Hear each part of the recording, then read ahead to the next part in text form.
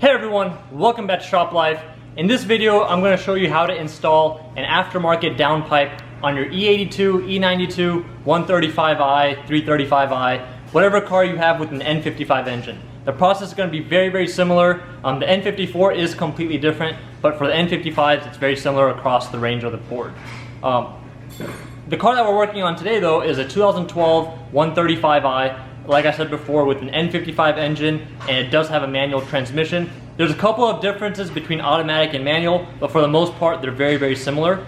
We already have a few things taken off of this engine. So you can see we don't have the airbox hooked up. That's pretty much the main thing. The fan and all that shouldn't make a difference, but we do have the airbox removed. Don't worry about any of this. This is for another DIY, we're just waiting on parts.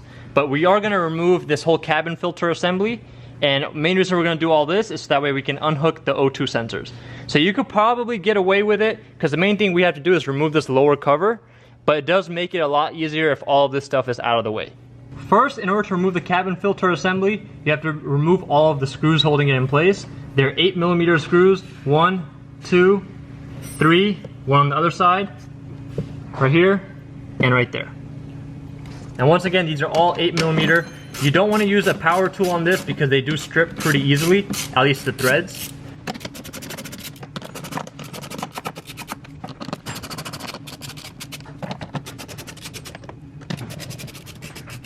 Once you have all the screws out, you can just lift it up. Disconnect this connector. Lift it up off of the bracket.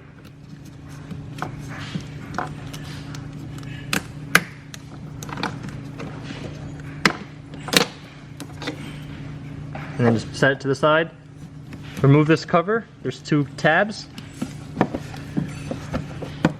And then you'll have this rubber section. You have to pull that off. And pull this rubber section off as well. This side also has 2 tabs. And one on the back. And then this rubber section. Remove this rubber section as well. Just slides out and then tuck it under. Now you have 2 8mm bolts, one on this corner and one on the other corner.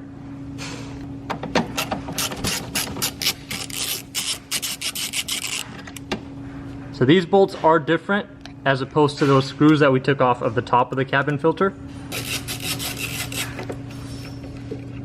Once all the bolts are removed, you can lift up and pull this whole section out.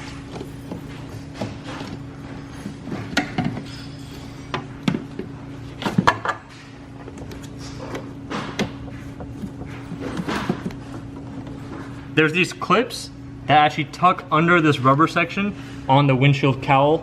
So make sure when you're pulling it out, just try to like lift it up and pull it out. We're gonna remove this front cover, so it makes it easier to remove this back cover as well. In order to remove the front one, just lift up in the front. Once you have it lifted up off of the front tabs, you're just gonna slide it out. The way it works is these 2 slide into these sections on the back cover,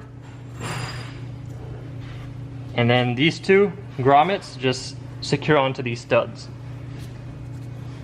And make sure when you pull it off, if these grommets come out from the back cover, make sure you hold on to them. We're already missing one, so we don't want to miss the second one as well. You will have to remove the airbox in order to do this. If you need help doing that, I do have a video that goes over intake manifold and starter removal. That also goes over how to remove all of this, but just go watch that video, it will be linked down below. We are gonna have to remove the strut bar on the passenger side. In order to do that, you have to turn this cover counterclockwise and then lift it up. And then you're gonna have an E18, so that's external Torx 18 bolt right there. You don't have to remove it all the way, just loosen it. And then you have an external Torx 14 bolt right here on the actual strut tower itself, and that one you do have to remove all the way.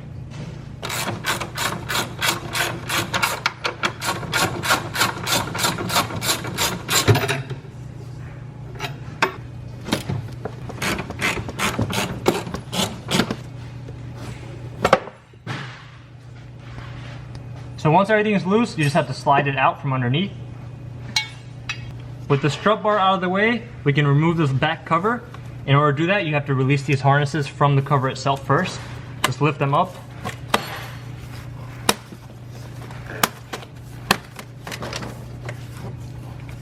And now we're going to lift up the cover off of the grommets.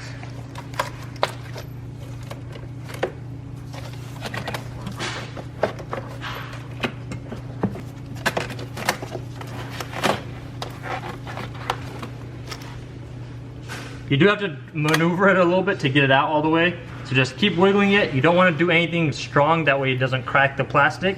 But just keep maneuvering it, get it off of all the connectors, wherever it sits in its grommets, and then just pull it up.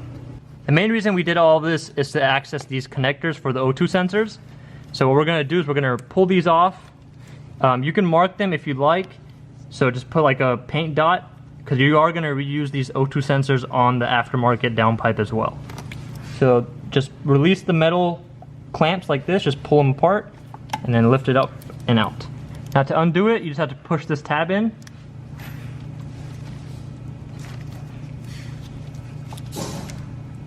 And pull the connectors apart. Same thing with this one. Tab in.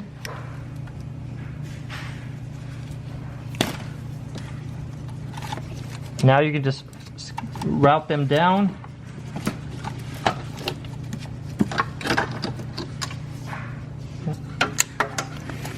Just let them fall onto that engine mount arm.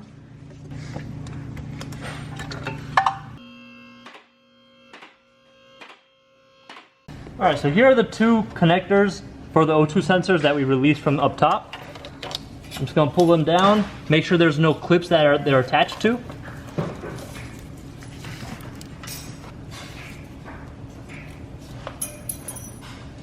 Now obviously we don't have any of the covers on the bottom, so if you did have those, make sure you pull those off all the way. They're just going to be held in with a bunch of 8mm screws and bolts and a couple of nuts. So just have all those off, even the ones in the back, because we are going to have to remove this section of the exhaust in order to release the downpipe. So first things first though, we have already all the covers off. We're going to remove this brace, then we're going to loosen up these bolts, and then take off the nuts from the front, as well as the bracket that's holding it to the transmission.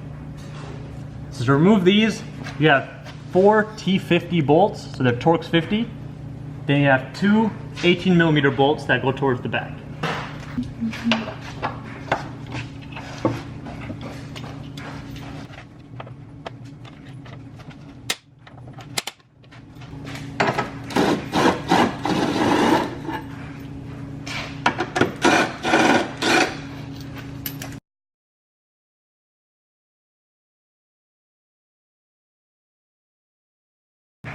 Now this bracket that goes to the transmission, you're going to have 2 E10 bolts and then 13mm nuts on this side. So we're going to take those off.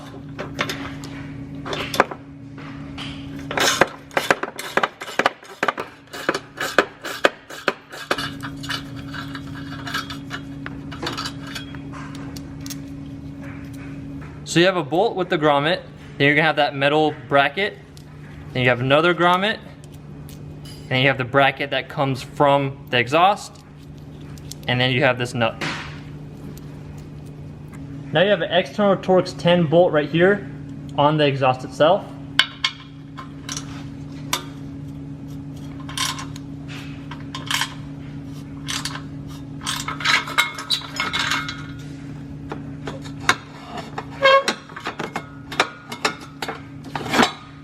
Once you have it unscrewed, this whole section comes out from the bottom. This one you're just going to have to wiggle it out until you can pull it off from the top. Now we're going to loosen these 14mm bolts that are at the back of the exhaust. So this connects the second section to the muffler section. And these are just 14mm.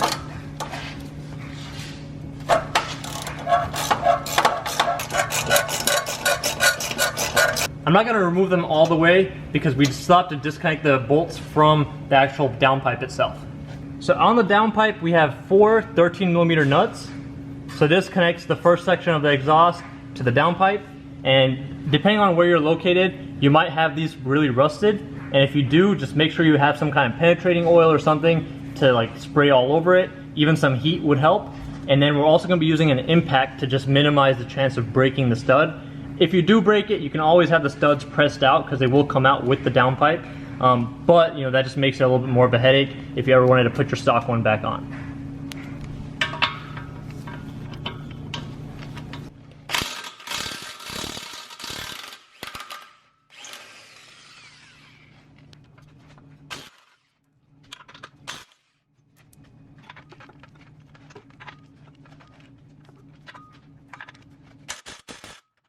With the nuts removed, now we can remove these two bolts from the back. Make sure you have something supporting the exhaust, that way it doesn't just fall. This back section you don't have to worry about because there are these rubber hangers all throughout. And once again, these are 14mm. So here are the two bolts that come out from right here. Once the bolts are removed, you still have to separate this from the flange. So just get like a pry bar. Once this is separated, you'll be able to see the gasket that's on the side that we're removing. So just make sure you don't damage it if you do plan on reusing it, otherwise buy a new one. So what I'm gonna do is I'm just gonna keep lowering it. The front section is being held on to those studs that we removed the nuts from on the downpipe. So as long as I'm supporting this side, it won't fall until I slide it off.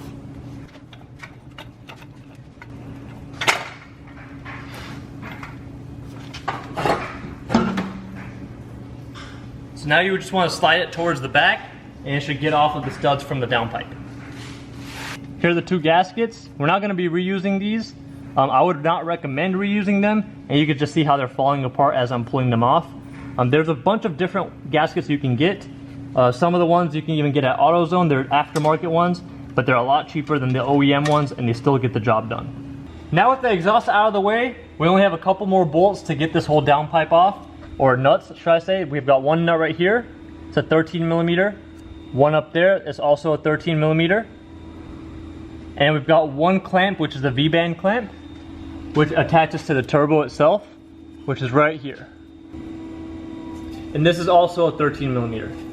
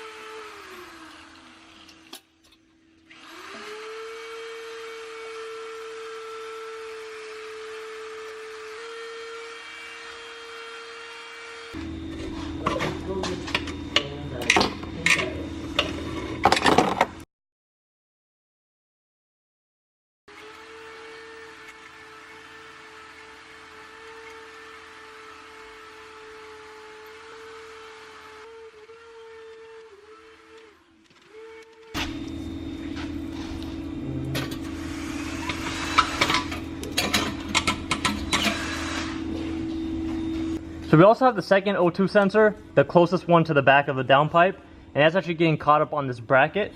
So it would actually be pretty easy to just remove this bracket. It's held in with two E18 bolts.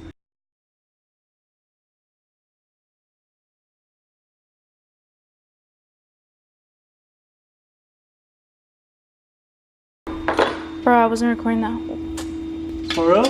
Yeah, I thought I was recording, but he pulled it out.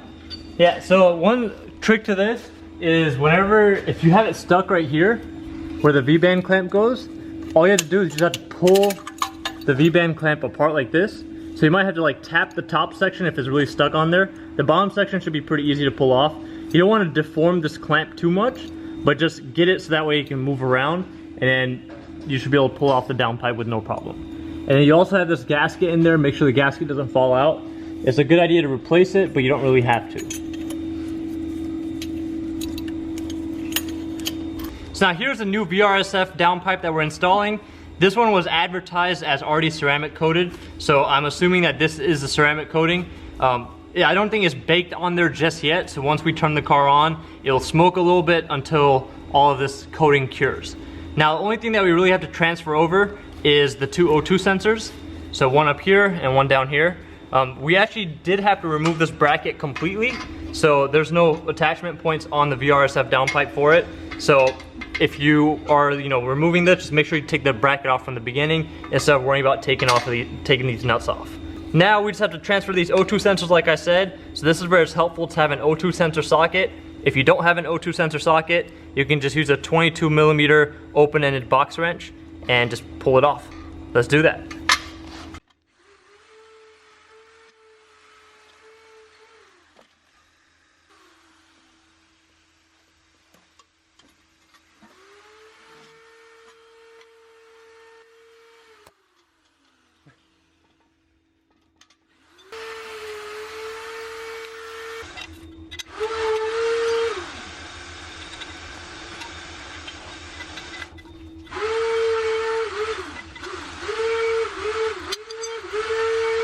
Alright, so we've got both O2 sensors installed.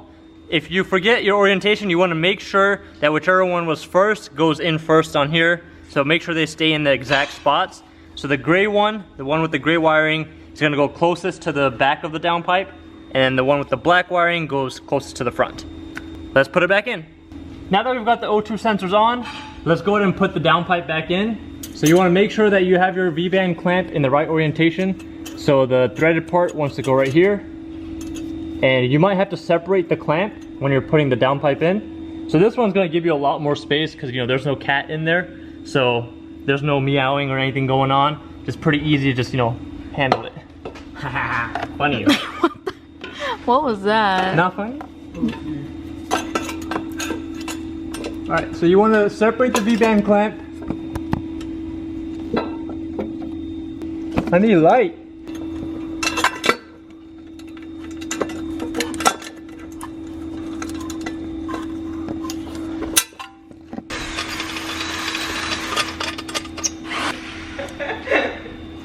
Okay.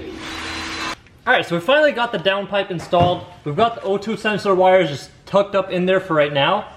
But what we're going to do is we're going to hook up the second section of the exhaust to the muffler. But one thing that I do want to note is I've left the V-band clamp that goes to the turbo, to the downpipe, I've left it loose. That way I can move the whole, downpipe around. And main reason I've done that is when we put this second section of the exhaust back up, we want to be able to make sure everything lines up properly. And if we need to, we can turn this downpipe a little bit. So the VRSF downpipe came with the exhaust gasket as well as the hardware we need to use to hook up the rest of the exhaust. So as you can see on the VRSF downpipe, there aren't any studs like how there were on the factory one, and it's just one whole piece, as is this gasket as well. All right, so let's go ahead and get it on. I'm gonna have someone help me put this up. That way we can hook this gasket up properly as well. Here are the two bolts that we had taken out from the back section, were attached to the muffler.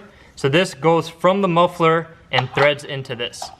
You want to make sure that this gasket is still good. If yours is all cut up and falling apart, then it's a good idea to replace it. Ours is still fine, so we're just going to reuse it. And we're also going to be putting a different, muffler section on later on as well. So we're not too worried. So we're going to get the back section in first. Slide that in. Get it routed properly. We'll just lift this into place for right now.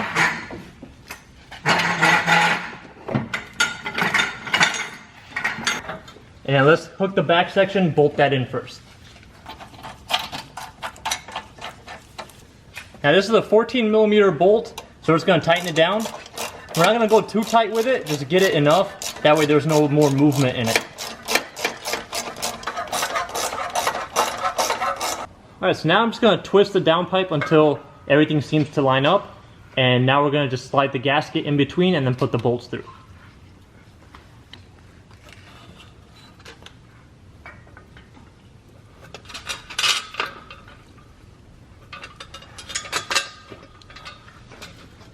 Alright, so I've got the bolt with the washer going through the downpipe side into the exhaust, and we've got a lock washer and then the nut going from right here.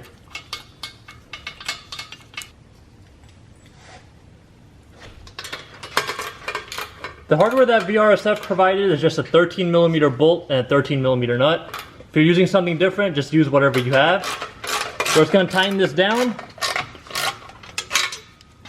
You want to tighten them evenly, that way all the gasket squishes as everything's getting tightened. Alright, so now that we've got the exhaust tightened up, we're still supporting the exhaust from the middle section. That way we can tighten up the downpipe. You can see I can still move it around if I want to. You just want to make sure it's sitting like, you know, resting how it would, like, you know, at its final spot. And once that's good, now we can go ahead and tighten this. We can tighten the V-band clamp. This is just a 13mm bolt.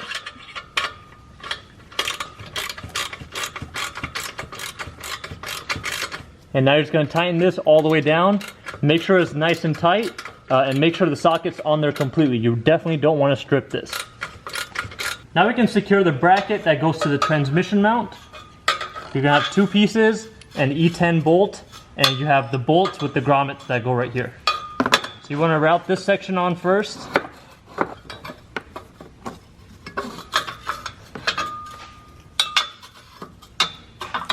And this section goes on the bottom with this E10 bolt.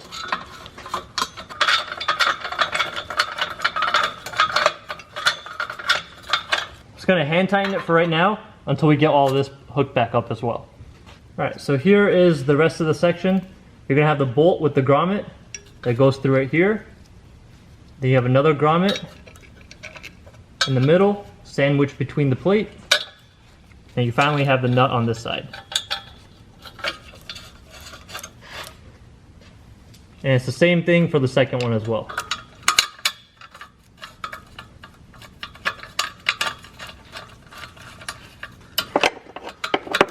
Now you can just tighten them down. Make sure the grommets sit inside the grooves as they should. And then once these 2 are done, then you can tighten that first one that we put on.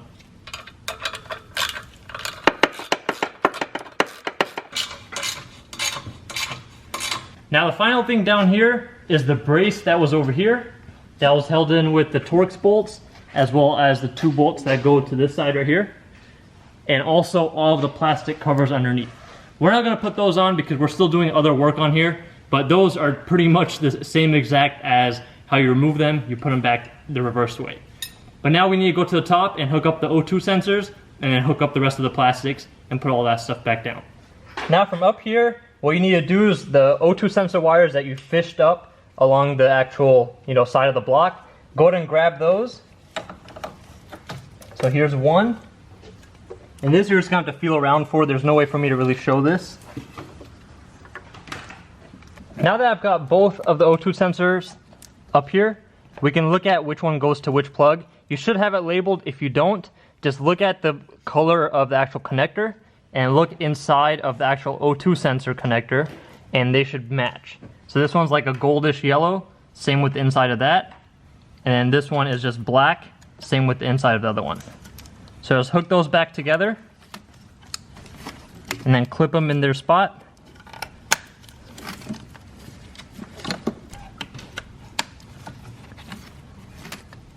There we go. Now you want to put all of the covers back together. So you have that back engine cover that goes right here, and you have the front one that slides into the 2 grommets on the back cover, and then you push it down on these 2 studs. And you also want to put the airbox back on, and the cowl from the front, the strut bars, all of that. I'm not going to put any of that stuff back together because we're still doing other stuff on here, filming other DIYs. But that's pretty much it for this DIY. You are going to have a check engine light show up because there's no more catalytic converter. In order to get rid of that, you are going to have to do some kind of a tune. You can look through like JB4, MHD, depending on your exact year and model. You're going to have to just do some research. On this one, since it is the N55, and since it's a 2012 135i E82, we are going to be using the MHD because that is available for this. So we're going to use that and do the whole tune. We're putting, you know, upgraded intercooler and all that stuff as well. Make sure you stay tuned for the rest of the DIYs. We'll have everything posted. We'll try to link everything once everything is up as well. Anyways, thanks for watching. If you have any questions, leave a comment down below. If you like the video, like it. If you dislike it, comment down below why. And besides that, go check out all of our other social media, the website, all that stuff. You guys know what it is. Thanks for watching. We'll see you guys in our next video.